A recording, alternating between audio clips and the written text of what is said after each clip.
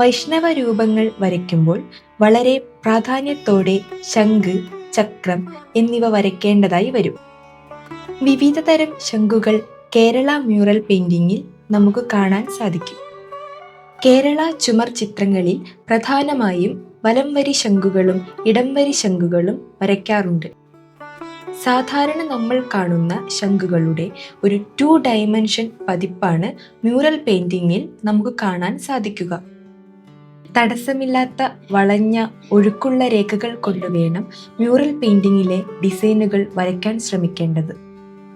ശംഖു വരയ്ക്കുമ്പോൾ പ്രത്യേകിച്ച് ഉരുട്ടി വരയ്ക്കാൻ ശ്രമിക്കണം. അത് 2 ഡയമെൻഷൻ ആണെങ്കിൽ പോലും ഒരു 3 ഡയമെൻഷൻ രൂപം പോലെ തോന്നിക്കാൻ ശ്രമിക്കേണ്ടതാണ്. പെൻസിൽ കൊണ്ട് രൂപത്തിനെ കൃത്യതയും വ്യക്തതയും വരുത്തിയതിനു ശേഷം മാത്രമേ മഷി കൊണ്ട് വരയ്ക്കാൻ തുടങ്ങുവാൻ പാടുള്ളൂ. പെൻസിൽ കൊണ്ട് വരച്ച ചിത്രത്തിന് മുകളിലൂടെ 000 ലോങ് ഹെയർ ബ്രഷ് ഉപയോഗിച്ച് തെളിയിച്ചെടുക്കാവുന്നതാണ്. ഇവിടെ കാണുന്ന ശംഖിന്റെ ചിത്രം വരച്ച് പരിശീലനം ചെയ്യുന്നതിലൂടെ വരയ്ക്കാനുള്ള കഴിവും കൈവഴക്കവും നേടിയെടുക്കുവാൻ സാധിക്കും.